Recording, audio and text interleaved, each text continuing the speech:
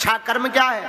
अच्छा कर्म है कि अपने कर्म करने से दूसरों का जीवन सुधर जाए और घर में प्रसन्नता आ जाए, यही सबसे अच्छा कर्म है। इसलिए साधु जी, हम जो आज की चर्चा कर रहे हैं ये आपके कर्म के लिए कर रहे हैं। कर्म प्रधान विश्व करी राखा, विश्व रचि राखा, जो जस करई सो तस फल जा। आप जैसा कर्म करोगे आपको वैसा भोगना ही पड़ेगा।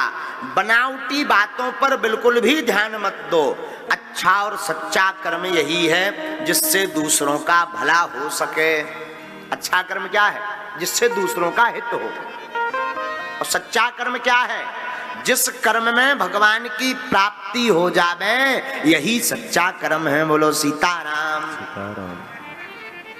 इसलिए साधु जी, एक बात तो बिल्कुल गांठ बांध लो आज की कथा सुनकर कि हमें ऐसा कर्म करना है जिस कर्म के करने से ठाकुर जी की प्राप्ति हो जाए। और कोई भी काम बिना विचार करके नहीं करना, वरना बाद में पछताना पड़ेगा। जैसे आपने अगर खेत में चना बोए हैं तो चना ही काटोगे, हाँ जी या ना जी? आपने बीज गेहूं का डाला खेत में तो क्या निकालोगे? गेहूं। अब भले ही चना के दाम दुगने तुगने हो जाएं, पर क्या वो गेहूं चना बन पाएंगे?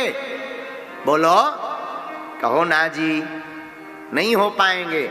उसी प्रकार आपने बुरा कर्म किया तो बुरा भोगना ही पड़ेगा, और अच्छा कर्म किया भले ही संसार ने नहीं देखा, भले ही किसी ने धन्यवाद नहीं कहा, पर उसका अच्छे कर्म का फल अच्छा भोगने को मिलेगा ही मिलेगा।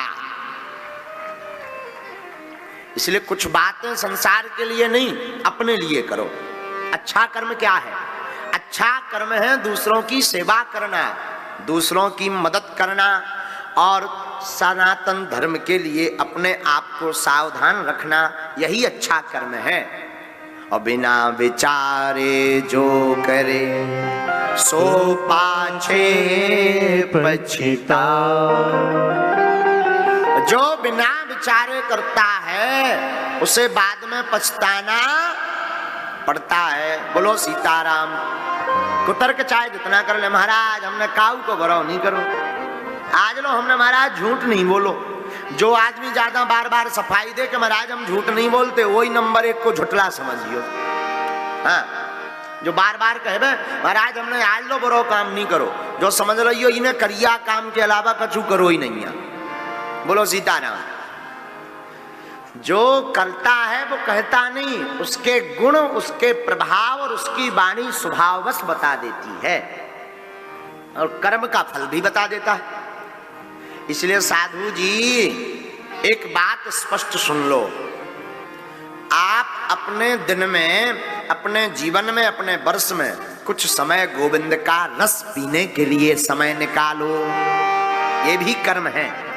भगवान की कथा सुनना भी कर्म है। भगवान की कथा सुनने के लिए समय निकालोगे, कथा में श्रम करोगे, कथा में सेवा करोगे, कथा में सहयोग करोगे, गोविंद के गीत गाओगे, तो इसका फल यह निकल करके आएगा कि आपकी आने वाली संतति भी आपकी सेवा करेगी, और आने वाली पीढ़ी भी सनातन धर्म का आपकी प्रचार करेगी। बारही पुत्र पिता के धर्म, पिता के धर्म से पुत्र बढ़ता है। इसलिए साधु जी आप गोविंद के नाम के पीने का संकल्प लो, भगवान की कथा सुनने का संकल्प लो, और जो करते हो वो करो। बैरागी बनने की जरूरत नहीं है, सन्यासी बनने की भी जरूरत नहीं है, साधु बनने की भी जरूरत नहीं है, बाबा बनने की भी जरूरत नहीं है।